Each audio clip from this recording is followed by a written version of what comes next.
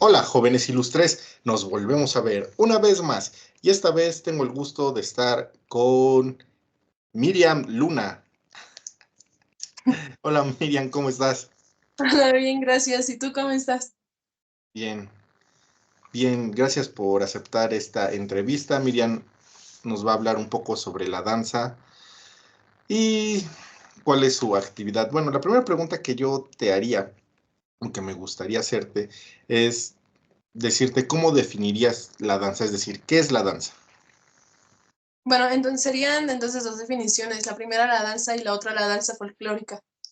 La danza es un arte que se utiliza principalmente el movimiento de todas las partes del cuerpo. Es una expresión libre y la danza folclórica es toda aquella manifestación y expresión artística que va representando culturas, tradiciones, costumbres, creencias de una región o país en específico.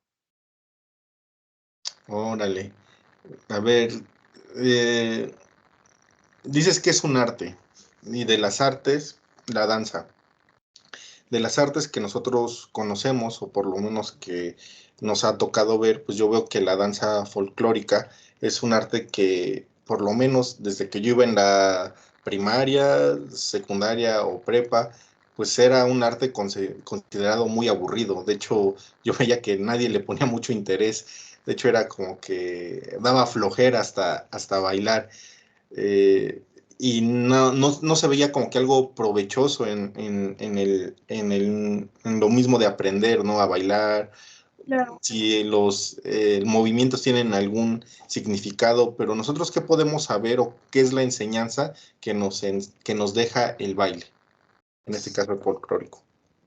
Pues principalmente prescindir las culturas y tradiciones mexicanas, porque obviamente si nos especificamos en el folclore, como lo mencioné anteriormente, es porque se está representando la cultura, tradiciones y costumbres de un país o región en específico.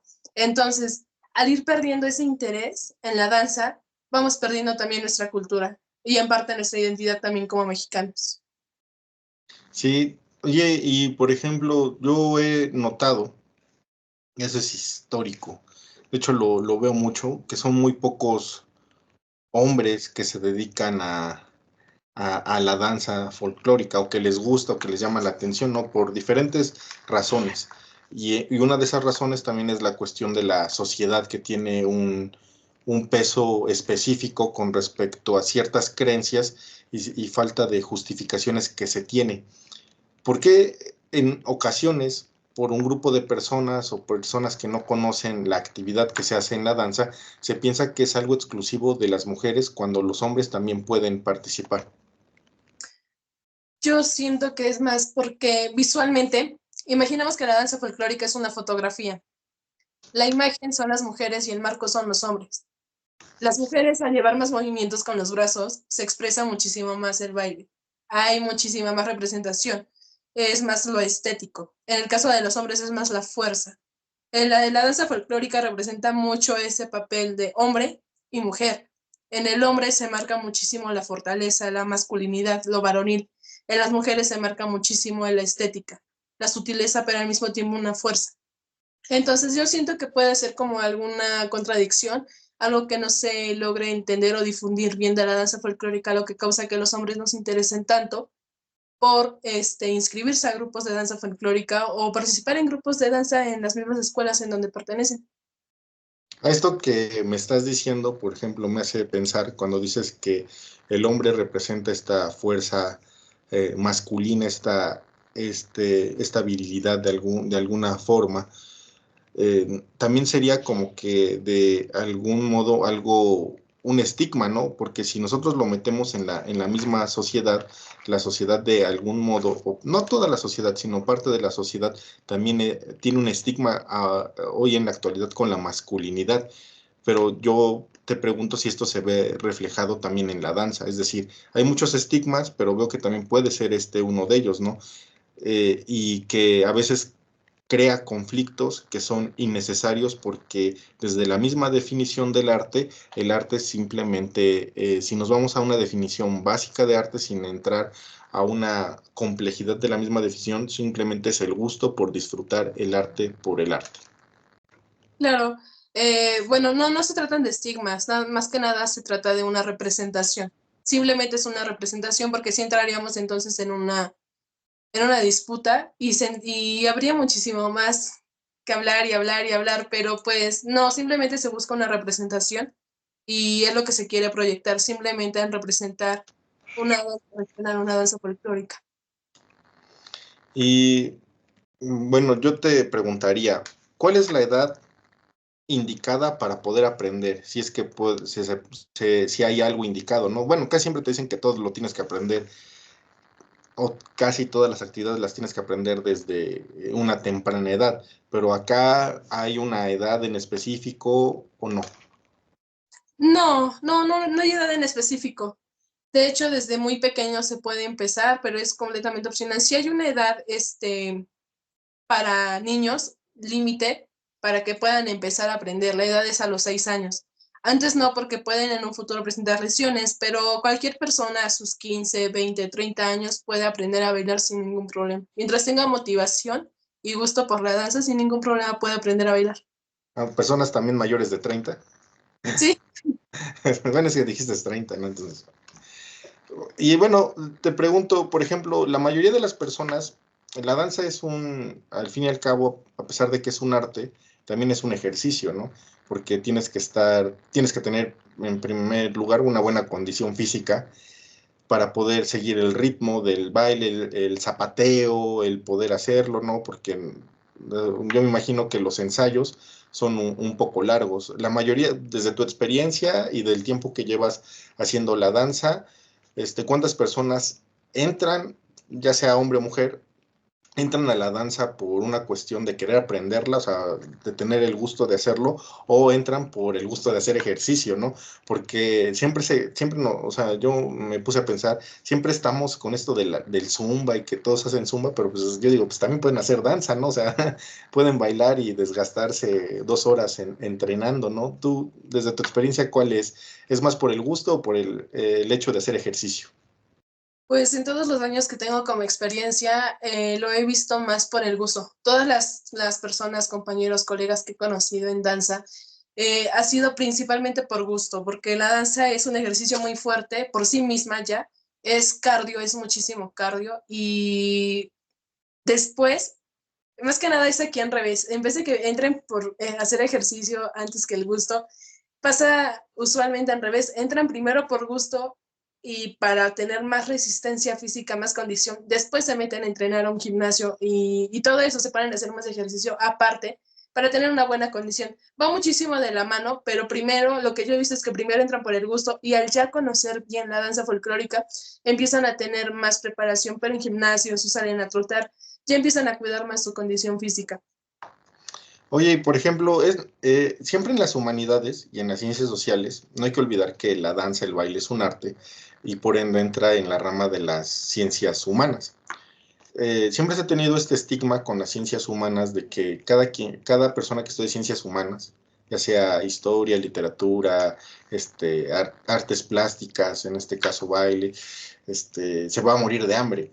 O sea, si hay futuro en el desempeñar esta actividad, ¿cómo se desarrolla esta situación? ¿Te pagan algo por participar? ¿Lo haces por gusto? ¿O cómo es esta situación?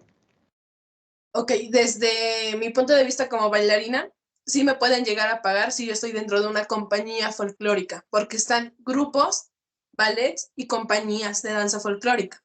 Si yo, bailarina, pertenezco a una compañía, a mí me pueden llegar a pagar una nómina después de un cierto tiempo. Hay grupos aquí en Puebla, perdón, hay compañías aquí en Puebla donde después de un tiempo ya te empiezan a dar una remuneración económica. Ahora, de lado como maestro o como propietaria de un grupo de danza, es muy complicado. Es muy complicado porque se tiene esta mala idea de que por bailar no vas a comer o que te vas a morir de hambre, cuando lo que se trata realmente es todo lo contrario. Obviamente se trata de prescindir, de seguir difundiendo nuestra cultura mexicana, pero obviamente esto también necesita inversión, necesita promotores y es muy triste ver que se tengan que hacer muchísimas cosas, pedir muchísimo apoyo que la mayoría de las veces es negado para poder lograr nuestras metas. Tener un grupo de danza, así sea de 5 personas, involucra muchísimos gastos. Involucra renta de un lugar acondicionado para los ensayos y evitar lesiones, involucra vestuarios, involucra aretes, involucra zapatos, involucra todo. Entonces, sí se tiene un mal estigma sobre el bailar te mueres, de que por bailar te mueres de hambre, pero si pudiéramos hacer una reconceptualización sobre el baile, si pudiéramos tener más empatía con los bailarines, yo creo que sería muy diferente toda la realidad que se vive hoy en día. Y por ejemplo, esto que me estás diciendo de todo el vestuario que hacen, si tú podrías hablarnos de un estimado, como cuánto se invierte, como para que vean que no es también algo tan que no te vas a morir de hambre, ¿no? De hecho, tienes que tener dinero para poder desempeñar cualquier profesión de las ciencias humanas, pero como para que se den más o menos cuenta las personas de cuánto es el estimado que gastas. O sea, no de lo que rentas, simplemente del vestuario. Pues un vestuario, elaborarlo, sí sale, un vestuario sencillo completo, sí sale aproximadamente en unos 3,000 pesos. Con un vestuario sencillo me refiero a, por ejemplo, flor de piña. Flor de piña, haces las trenzas, es un vestido liso, su fondo y guaraches. Unos 3,000 pesos más o menos. Y, por ejemplo, un vestido más complejo, como podría ser el vestuario para Aguascalientes, Colima, Jalisco, incluso, que lleva muchísimo listón y muchísimo vuelo en la falda, sí sale alrededor de unos 20,000 pesos, 15,000 pesos. Son trajes muy caros. Y obviamente, eh, por lo mismo de que un traje se va a estar usando constantemente, no solamente son los 20,000 pesos o 15,000 para un solo uso, son varios usos y al mismo tiempo se tiene que manejar también calidad. Y por ejemplo, en calidad te refieres a no simplemente al baile, sino también al vestuario, me imagino. Claro, sí, enfocándonos al vestuario, tiene que ser un vestuario resistente, porque si, obviamente también cuenta la mano de obra, entonces, sí se tiene que elaborar bien un vestuario para que no se rompa a la primera función, para que no lo estemos volviendo a coser, porque si estamos haciendo una inversión, tiene que ser una inversión bien. Si nosotros como bailarines o maestros de danza ya tenemos esos conocimientos, porque nada se conoce muchísimo sobre confección, costura y obviamente elaboración de tocados, pues nos damos nuestras mañas, pero pues no ese es el punto es tener un vestuario bien para hacer una sola inversión y poder hacer inversiones futuras, pero en otros trajes, en otras vestimentas. Y por ejemplo, a los chicos que quieran dedicarse o que quieran aprender, no necesariamente dedicarse, pero aprender o conocer de este arte del que poco se habla, o sea, hay que decir la verdad, ¿no? Solamente o lo que yo veo es cuando hay ferias o festivales en escuelas que introducen, pero de ahí en fuera no hay como tal, o bueno, en mi caso yo no he visto que se haga mucha difusión de la misma danza folclórica. ¿Tú qué recomiendas? ¿Ver videos, libros, o sea, o dónde se puede uno acercar para poder tener este contacto pues con los artistas, ¿no? Más que nada, independientemente de que son bailarinas, pues son artistas. Pues yo les recomendaría que busquen en redes sociales grupos de danza en su localidad o en su entidad federativa, dependiendo del país o zona de la república en donde se encuentre. Para empezar a tener ese contacto, obviamente sí sería también recomendable que busquen videos, que vean videos en YouTube, en Facebook, en cualquier red social que gusten. Y pues, ajá, sería eso, que se acerquen a las redes sociales, porque hoy en día las redes sociales tienen mucha influencia en nuestra cultura. ¿Y tienes en el grupo que estás, tienen redes sociales para Sí, que las podamos dejar? Tienen videos, ¿no? Me imagino. Bueno, quiero pensar. sí, en Instagram y en Facebook tenemos Los unos. voy a dejar acá abajo en la caja de comentarios para que puedan buscar y te vean. Y pues muchas gracias, Miriam. Fue algo muy apresurado, pero fue bien. Algo muy didáctico. Me gustó, me agradó. Voy a dejar las redes sociales para que la puedan seguir. Y muchas gracias por tu tiempo. Muchísimas gracias por la invitación. Nos estamos viendo. Bye. Adiós.